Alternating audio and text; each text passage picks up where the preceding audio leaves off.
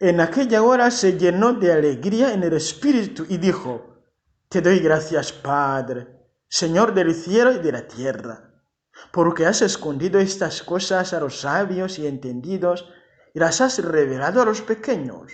Sí, Padre, porque así te ha parecido bien. Todo me ha sido entregado por mi Padre.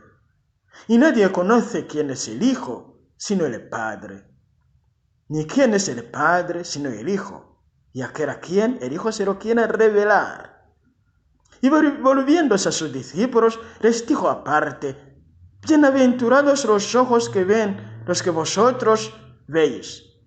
Porque os digo que muchos profetas y reyes quisieron ver lo que vosotros veis y no lo vieron, y oír lo que vosotros oís y no lo oyeron.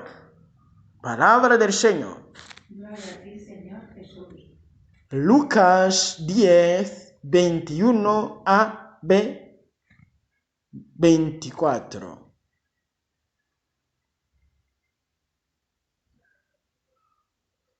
Jesús es el Señor, Jesús es el Señor.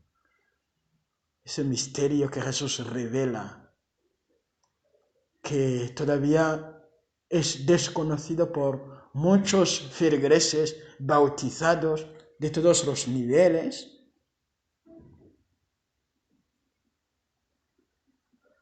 Tendríamos que arrodillarnos ante ese misterio continuamente. Lo mismo que San Pablo nos lo dice en Filipenses 2, 5 a 11. Al nombre de Jesús, toda rodilla se doble. En el cielo, en la tierra, en el abismo. ¡Qué misterio! Este es el misterio de nuestra fe. Proclamamos tu muerte, anunciamos tu muerte, proclamamos tu resurrección. Señor, ven, Señor Jesús. Ven, Señor Jesús. Ese misterio es Jesús mismo, que se celebra en el mundo entero y se reúne millones y millones alrededor de un pan. Pero es el pan vivo, es Jesús mismo, que se hizo pequeñísimo para hacer de nosotros grandes, celebrando su victoria sobre la muerte, nuestro enemigo, celebrando su victoria sobre el pecado, nuestro enemigo. Alfa y Omega, Jesús. ¿Quién comprenderá este misterio? Dichosa esa persona, dichosa es.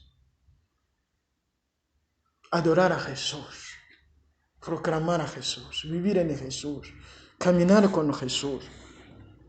Yo soy el camino, la verdad y la vida. Nadie puede ir al Padre sino por mí. En Juan 14, 6. ¿Por qué la gente no entiende ese misterio? Jesús responde: nadie puede descubrir ese misterio si no se lo revela Jesús. Y nadie conoce quién es el Hijo sino el Padre, ni quién es el Padre sino el Hijo, y aquel a quien el Hijo se lo quiera revelar. Es una revelación, no es que alguien te lo enseñe, no. Y revelación es un encuentro con alguien desconocido antes, que se te presenta. Tus ojos se abren, miras en su cara, le abres su corazón, tu corazón, él entra y tu vida cambia. Sin ese encuentro, a veces tenemos conocimientos acerca de Jesús, pero sin haberlo encontrado. Es como oír hablar de Jesús, pero sin encuentro con Él.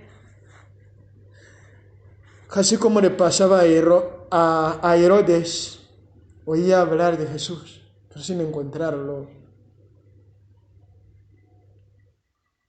qué misterio que Jesús es.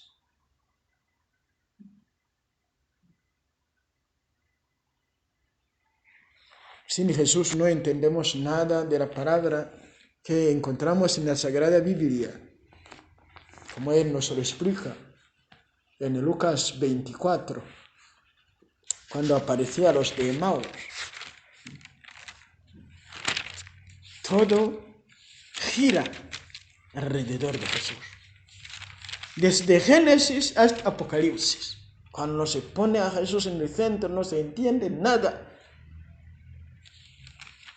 Todo puede ser transformada en una exégesis, nada más, no intentando hacer un discurso acerca de las escrituras, como lo hacían los escribas judíos, pero sin vida dentro. No somos nosotros que intentamos comprender, es Jesús que nos revela a nosotros, como lo hizo justamente con... Esto es lo que os dije mientras estaba con vosotros, que era necesario que se cumpliera todo lo escrito en la ley de Moisés y en los profetas y salmos acerca de mí. Entonces les abrió el entendimiento para comprender las escrituras. En Lucas 24, 44 a 45. Les abrió el entendimiento, porque lo habían encontrado. Lo que quiere decir que alguien que todavía no ha encontrado a Jesús no entiende nada de las escrituras. Por eso puede haber desviaciones, o insistir sobre una cosa que no lo es, porque justamente alguien que sopla la unción de la comprensión, del entendimiento, de lo que sobrepasa nuestra inteligencia, no lo vemos, no estamos con Él. Es cuando nos sentamos con Jesús que Él nos explica las Escrituras. Lo mismo que lo hacía con los apóstoles. Sin su presencia nada entendemos. Son letras sin vida, sin la presencia del vivo Jesús. El que dice, yo soy la vida, yo soy el camino, la verdad y la vida. Sin Jesús, tomamos la Biblia y leemos como fuera letras, como intentamos hacer interpretaciones como si en el ámbito de la literatura, nada más. Sin encuentro con el vivo, que ilumina a los que ni siquiera saben leer y escribir, pero tienen casi toda la Biblia escrita en su corazón. Y saca de su corazón lo que el Espíritu Santo ha puesto para hablar a los demás. Hay testimonios de muchas personas que han ido primero encontrando a Jesús, y justamente Jesús les va iluminando, enseñándoles cómo hablar a los demás. Algo ungido, que unge los corazones, que transforma los corazones, que convierte, que da vida y vida eterna. El misterio de Jesús. Y leyendo el Antiguo Testamento,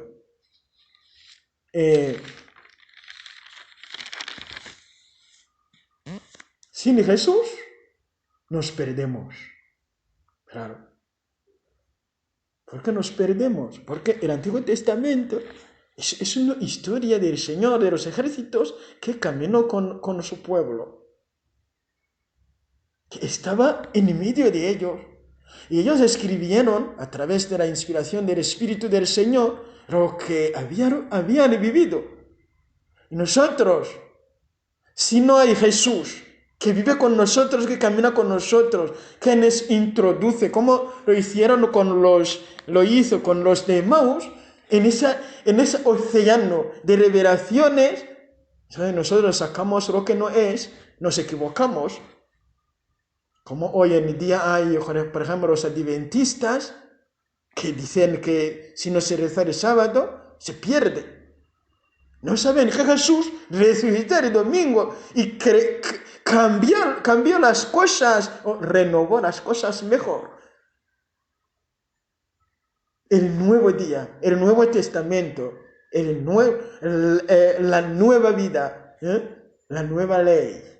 Amaos unos a otros como yo. Es el que se presenta como ejemplo, como yo, en Juan 13, 34, 35.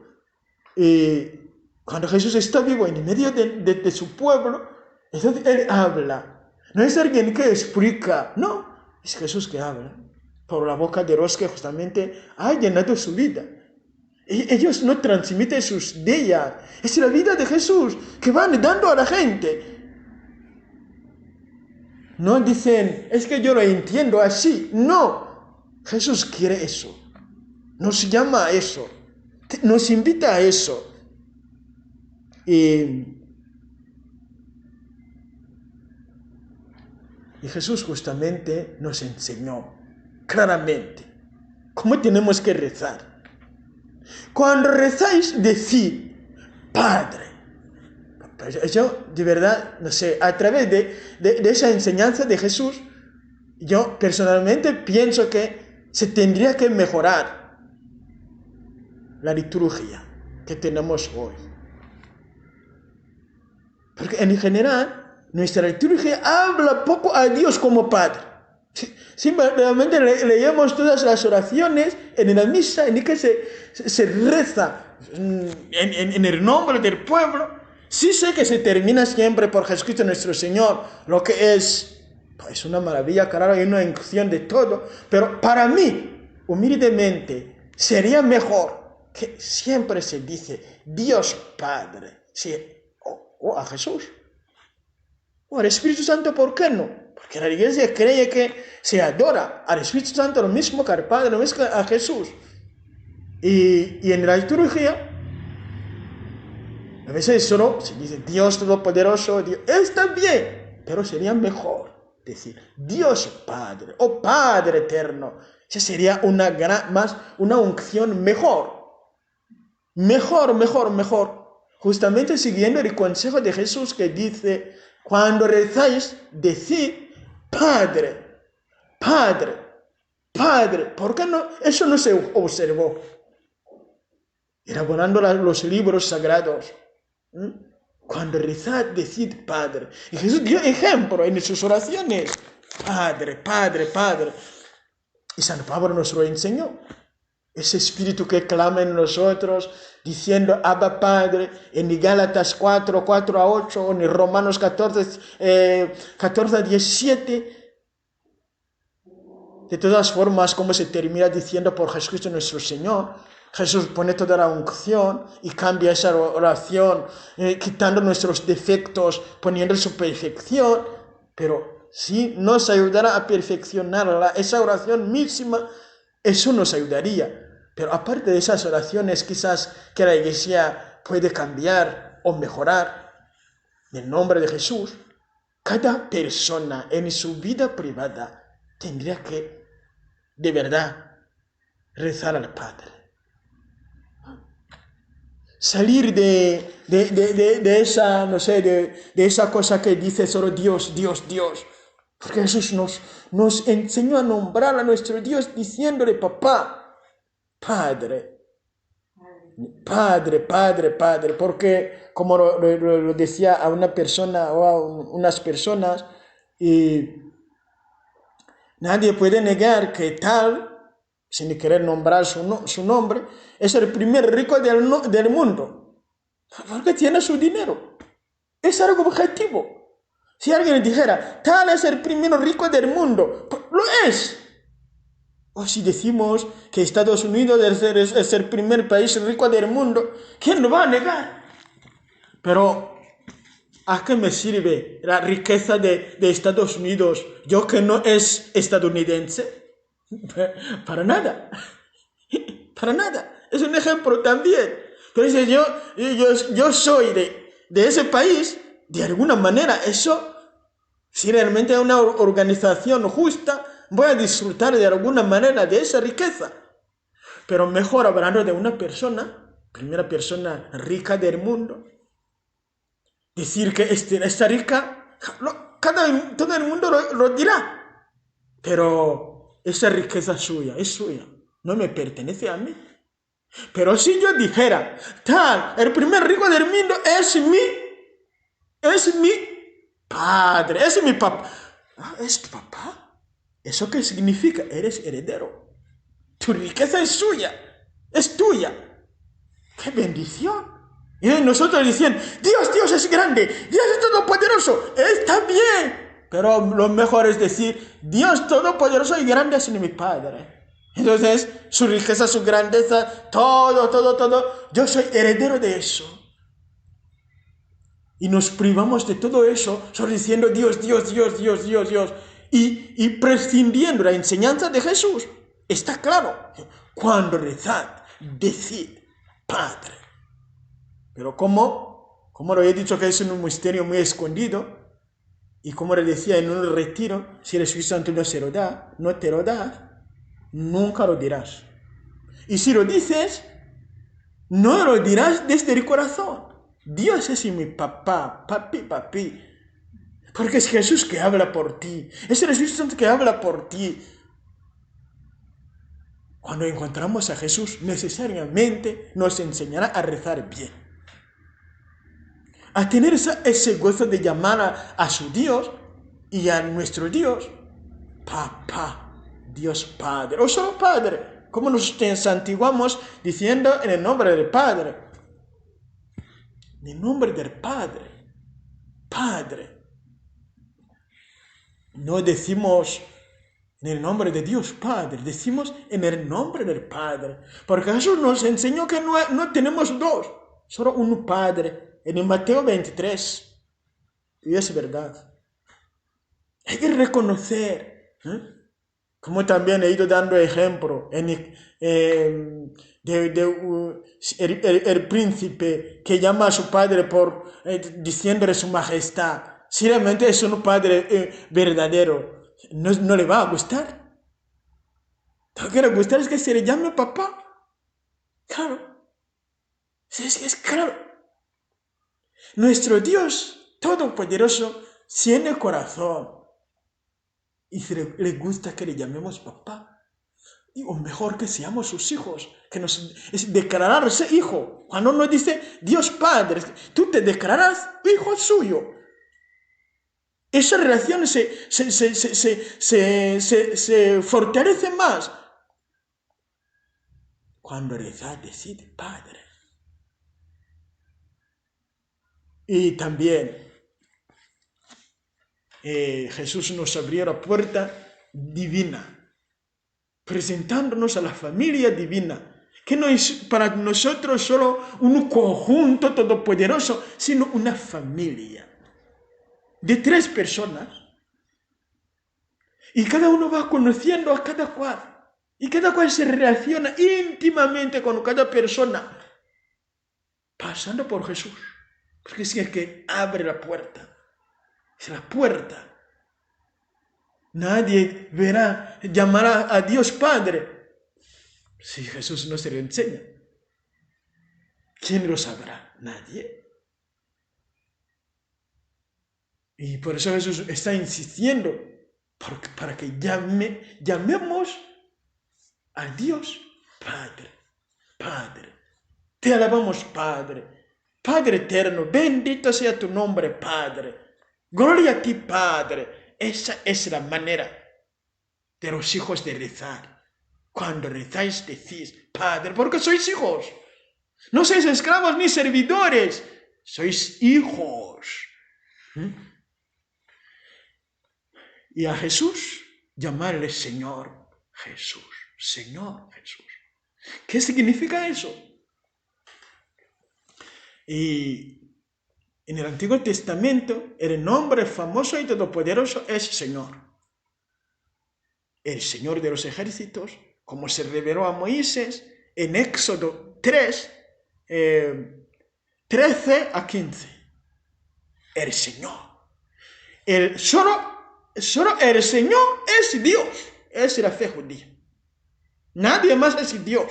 Y nadie más todopoderoso es omnipotente, sabe todo, solo Él, el Señor Dios de Israel. Otros dioses, nada. Y un día, alguien que había nacido como otras personas, se presenta y dice, ¿acaso soy? Señor. Una de las características de ese Dios es que es invisible. Y esa persona que dice lo soy, es una mentira, porque lo vemos, lo conocemos. Y dice, ya soy. Por eso lo mataron, porque era un blasfema, es un escándalo. No sé, no podemos calificarlo, ¿no? Es que algo que sobrepasa, no sé lo que podemos. Una condena, no sé. Y lo era. Y lo es. Cuando lo mataron, dijeron, que baja de la cruz. No lo hizo. Se lo internaron. Pasaron, no sé, al tercer día se levanta. Y no se levanta con soberbia para decir, ahora estoy aquí. Sino conecta con los que creían en él. Y justamente los apóstoles mismos lo comprendieron solo desde el día de Pentecostés. Cuando Jesús Santo les llenó de ese conocimiento, que en una cara humana hay la fuerza divina y que nadie que nos reconozca esa fuerza divina en la cara humana, que su cara perecerá, no será salvada por la encarnación de la divinidad. ¿Y quién tiende la mano a ese hombre que es a la vez Dios? Tendrá la vida eterna. Entonces empezaron a decir, ese hombre que matasteis, ¿sabéis? Es el Señor. Pero en hebreo era difícil. Pero es una de las características de la divinidad es no morir. Y él ha muerto. Y quiero decir, pero si fuera Dios, si fuera Dios, no moriría. Pero murió. ¡Qué misterio! Por eso realmente, sin el Espíritu Santo, como San Pablo dice, nadie puede decir que Jesús es Señor. Esa es la fe cristiana. Jesús es Señor. Y desde justamente declarando a Jesús como Señor, entramos en Él. Nos incorporamos en su carne. Y declaramos a su Padre, Padre nuestro, y nos llenamos de su Espíritu Santo. Y nuestra vida cambia necesariamente. Declarando el señorío de Jesús en nuestros labios, como San Pablo también lo dice, que sea en Romanos 10, 9, 10, o la primera carta a los Corintios, capítulo 12, 1 a 3, es declarar su liberación. No soy esclavo ya, tengo a mi Señor. Y ese Señor, soy de su carne, soy miembro suyo. No quiere decir que se declara realmente no solo el señorío de Jesús, sino el suyo también. Porque Él dice, todo lo mío es vuestro. Es algo muy poderoso y maravilloso, pero nosotros nos privamos de todo eso. Dice, es que el Señor, es que ser Señor, es que ser Señor, dale su nombre y las cosas cambian. Pon puente entre ese señorío poderosísimo y la carne humana que está en Cristo, en Jesús de Nazaret. Eso no te llegará y te salvará. Ese misterio es grande. Porque Jesús se encarnó, tenemos sacramentos. Podemos tocar su carne en la Eucaristía. Hay sacerdocio, los que actúan en su nombre porque se encarnó. A través de la confesión. Es su Espíritu Santo que actúa. Perdonando pecados. A través de un sacramento carnal, de la carne humana, porque Jesús se encarnó. Porque por eso hay santos. Dios Todopoderoso está en medio de nosotros, en Jesús. Y cuando Jesús mandó su Espíritu Santo, que proclama todo eso, da misión a los que creen en Él de actuar en su nombre. proclamando ese nombre, actúan en su nombre y van cambiando al mundo, empezando por sus propios corazones, porque Jesús lo cambia todo cuando se le proclama de verdad. No se vuelve a tener miedo a Satanás, de verdad. La gente olvida una cosa muy importante, que sin Jesús nadie libera a nadie, nadie se libera de nada. Pero cuando Jesús viene, se proclama su nombre, termina la historia del demonio. Ya. No tenemos nada que ver con los demonios si proclamamos el señorío de Jesús continuamente. Jesús es mi Señor, Jesús es el Señor, Jesús es el Señor de mi vida, Jesús es el Señor de mi carne, Jesús es el Señor de todos mis órganos. Jesús es el Señor de mi vida afectiva, Jesús es el Señor de mi vida física, Jesús es el Señor de mi vida intelectual, Jesús es el Señor de mi vocación, Jesús es el Señor, Jesús es el Señor, Jesús es el Señor. Las cosas cambian cuando uno proclama el nombre de Jesús. Adiós el miedo a Satanás, porque Jesús se apodera de esa persona. La boca que proclama que Jesús es Señor, el demonio no puede entrar.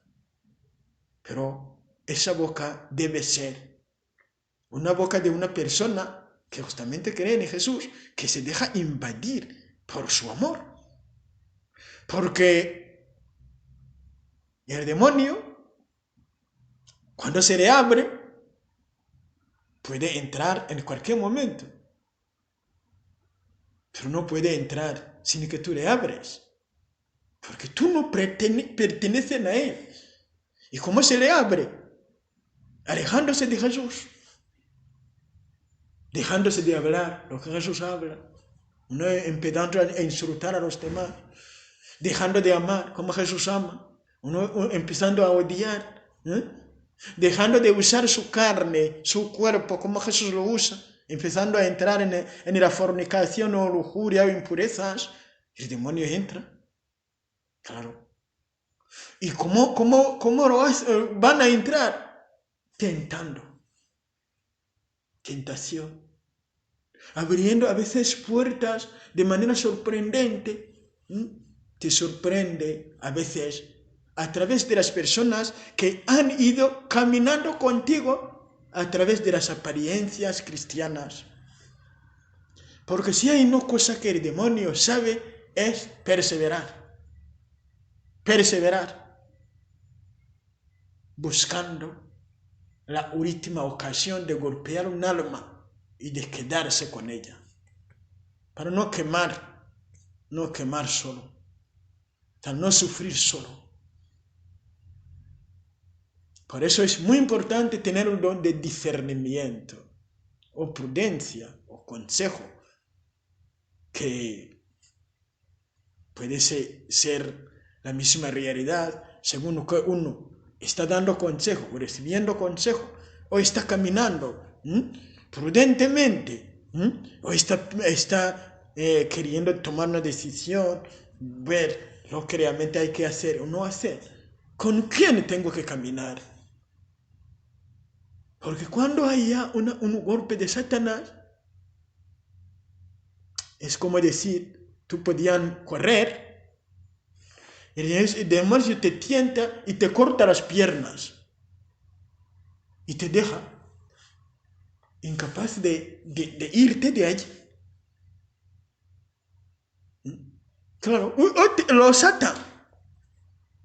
No hay que dejarse atar. Hay que disfrutar continuamente de su libertad, en el nombre de Jesús. He ido... Creo que el demonio sabe manejar muchas cosas por su malignidad.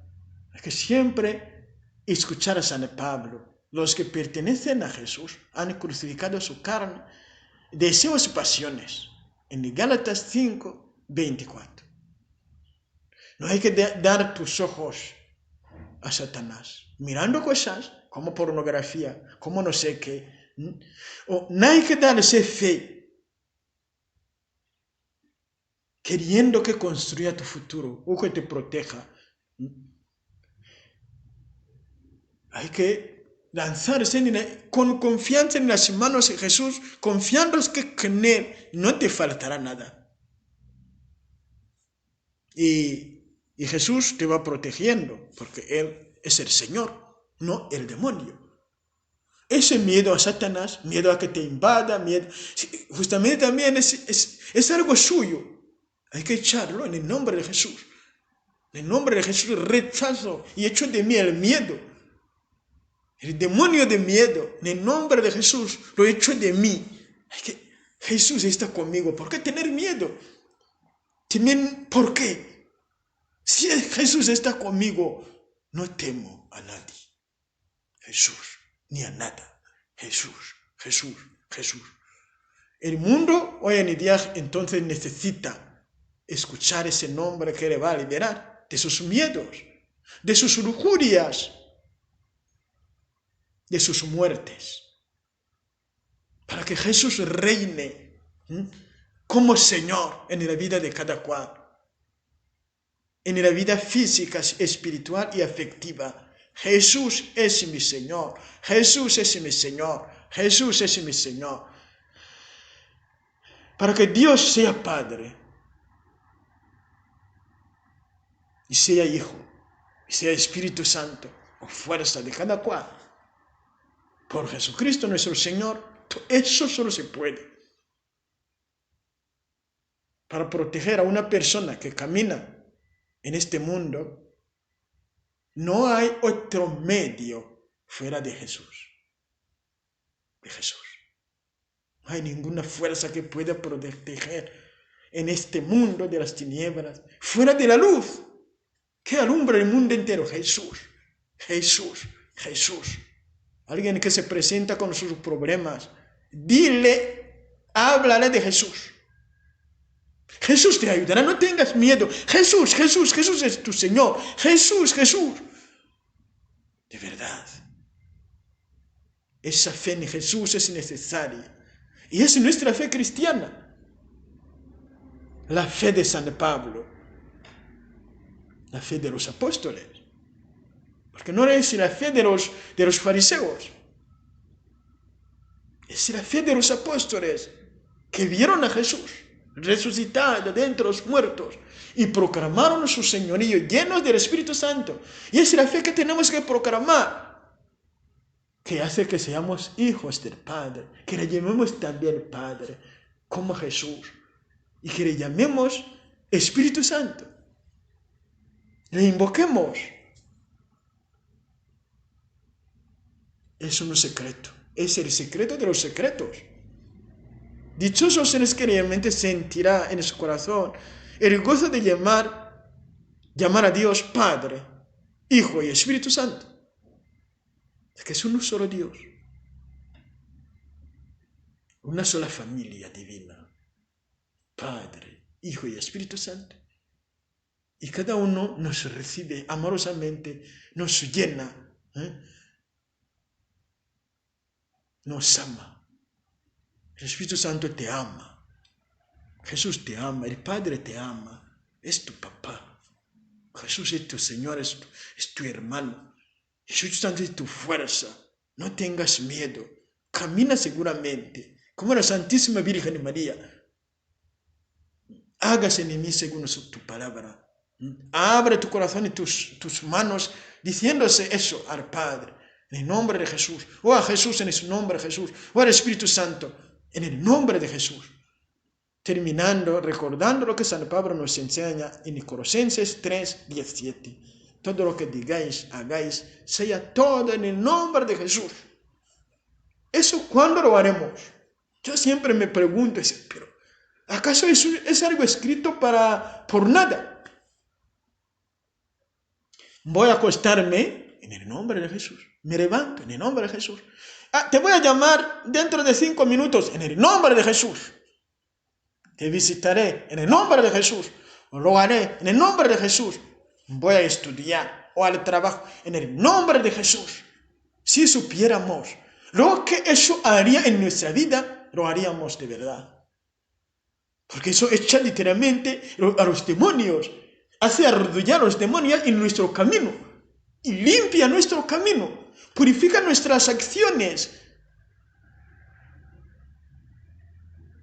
El Espíritu Santo se derrame sobre cada cual para que sepamos que Jesús es el Señor de nuestra vida. Y que con Él no hay que tener miedo de nada ni de nadie. Y saber proclamar ese nombre, cabeza alta. El que hace que tengamos el mismo Padre que Él. Y nos llenemos de su mismo Espíritu Santo. El que le llenó y hacía milagros. Que sepamos que ese mismo Espíritu Santo en el nombre de Jesús puede hacer más como Jesús lo profetizó. En Juan 14, diciendo que los que iban a creer en Él harán cosas más grandes que Él, porque iba al Padre. Sabía Jesús lo que iba a hacer su Espíritu Santo en el mundo, usando gente sencilla, que no es su poder. ¿Quién puede sanar una enfermedad? Ya. Jesús es el Señor. En verdad os digo, el que cree en mí, también Él hará las obras que yo hago. Hará las obras que yo hago. Y aún mayores, porque yo me voy al Padre. Y lo que pidáis en mi nombre, yo lo haré. Para que el Padre sea glorificado en el Hijo. Si me pedís algo en mi nombre, yo lo haré. Juan 14, 12 a 14. En el nombre de Jesús. El demonio no me hará ningún daño. En el nombre de Jesús. Me levanto de mi depresión en el nombre de Jesús. No voy a rechazar mi vida más. Mi vida es, cada parte de mi vida es algo sagrado. Porque Jesús me ungió en mi bautismo. Y esa unción llenó todo mi cuerpo. No voy a entregar mi vida, mi cuerpo, como lo dice San Pablo, a la fornicación. No. En este mundo de hoy, en el que se entrega y diciendo en el nombre del amor, es que nos amamos, vamos a vivir juntos y nos casaremos luego. Qué pena, porque no se sabe quién es el amor, qué es Jesús. Quitáis a Jesús en medio de vosotros y ponéis a Satanás, es la muerte que entrará en ese amor. Y entra, claro. San Pablo nos recuerda que nuestros cuerpos tienen algo sagrado. Sagrado. Que hay que disfrutar de Él en el nombre de Jesús. Entregándoselo a Jesús y solo a Jesús. La primera carta a los Corintios, capítulo 6. También en eso, para los fumadores, es una vergüenza. Un cuerpo sagrado. Tú introduces en ella un humo, no sé qué, esas fealdades, mal olores.